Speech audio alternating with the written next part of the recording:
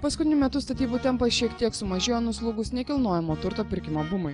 Todėl dabar, norėdami parduoti būstą, statytojai priversti daugiau dėmesio skirti ne tik vietai, kurioje stovės naujas pastatas, bet ypač statybinių medžiagų kokybei. Statybininkai renkasi greitai surenkamas konstrukcijas.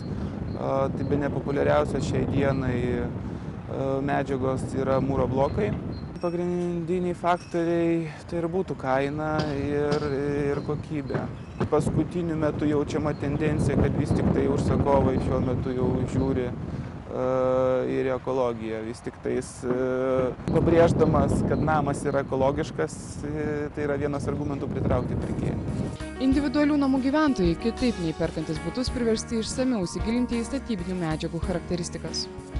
Žmonės rinkdamiesi medžiagas namo statybai įvertina daugelį faktorių. Tai yra ir kaina, ir kokybė, privalumai techniniai, jų savybės, kur ką galima panaudoti, kaip ką galima kur sutaupyti. Bet manau, kad pats svarbiausias dalykas, ką žmogus turėtų žinoti šiandien statydamasis namą, kad nuo 2009 metų sausio 1 dienos įsigalioja visiems individualiems namams energetinis pasas.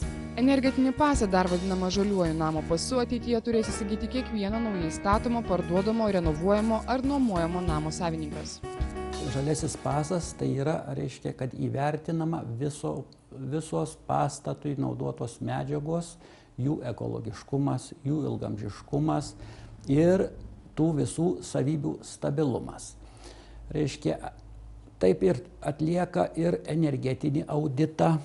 Irgi čia iš to išeinant taip, kad eksploatacijos metu būtų kuo mažesni šilumos nuostoliai, tuo pačiu ir mažesnės išlaidos kurui ir taip toliau.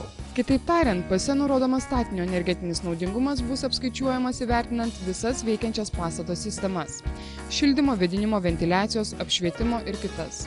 Taip pat naudojamus atsinaujinančius energijos šaltinius. Tuomet bus labai paprastai vertinti vieną aktualiausių rodiklių – pastato šiluminį naudingumą.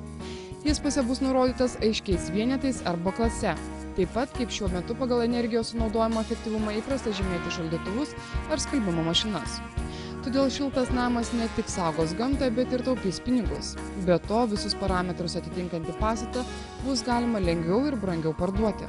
Namo sienos šiluminė varža susideda iš mūro blokelio, termoizoliacijos ir dar yra skaičiuojamos papildomos varžos. Tai yra vidaus ploto varža ir išorės ploto varža. Tai yra nedidelė konstanta, bet ją taip pat reikėtų pridėti. Namo sienos varža turi būti lygi 5. Tai yra labai svarbu. Visai neseniai buvau parodoje ir klausinėjau žmonių, kurie prekiauja mūro blokais, kokia turi būti sienų varža, koks yra reglamentas. Daugelis, minėjau, nežina arba žmonės klaidino sakydami, kad šiluminė varža yra 3–3,5. Tai yra netiesa. Ir žmogus, statydamas namą, turi žinoti, arba renovuodamas turi žinoti, kad sienos varža yra 5. Tačiau kol kas apie energetinį namo pasą pirkėjai žino labai nedaug.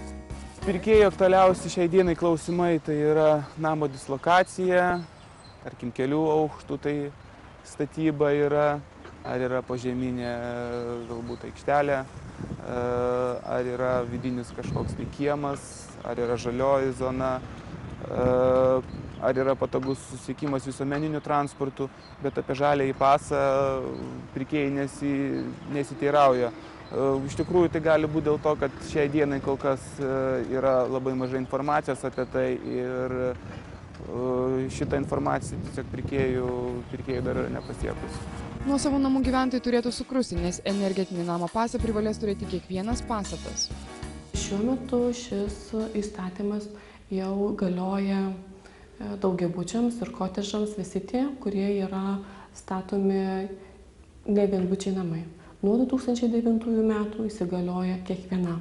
Tiek tiems, kurie bus naujai pastatyti, tiek jau tie, kurie bus renovuoti. Tai yra nesvarbu, ar tu tą namą pasistatėjai po 2009 metų, ar jį pasistatėjai prieš, norėdamas nuomoti, parduoti, turėsi turėti energetinį pasą. Nuo to priklauso to namo vertė. Kitaip tariant, tiek statybininkai, tiek namo savininkas bus priversti netaupyti ir statyti kokybiškai. Nes kitu atveju ne tik nebus galima parduoti ir išnuomoti namo, jo tiesiog neleis eksploatuoti. Tam pase turi būti ir kuo mažesni kaštai, reiškia, šilumos išlaidoms, nes sienų šilumos varža turės atitikti reikalavimus. Tai ir statybininkas, kuris statys jam namą, jis privalės visą šitą padaryti. Žmogui jau savotiškas yra apsidraudimas, reiškia, nes statybininkas, statybos, tarkim, kompanija ar bendrovė kokia nors pastačiusi namą ir ji, reiškia, jį priduodama tiek savininkui, tiek, reiškia, komisijai valstybiniai, kuri priims eksploatacijai namą, viskas ten turės būti surašyta ir savininkui bus ramiau, kad, reiškia, jo pastato konstrukcijos atitinka reikalavimus. Prekybininkai džiaugiasi dar vienu šios direktyvos, kuris įgalios visoje ES privalumu. Vienodi parametrai privalomi visiems gamintojams, nebeleis klaidinti pirkėjo. Noriu pabrėžti, kad ir Lenkijoje pereitais metais įsigaliojo ta pati direktyva ir nebebus painiavos rinkoje, nes Lenkų gamintojai deklaruodavo, kad jų blokelių šiltinti nereikia, Lietuvoje mes gamintojai deklaruodavom, kad blokelių šiltinti reikia. Tad jau šiais metais tos painiavos nebus. Nuo 2009 metų visi pastatai privalės turėti energetinį pasą.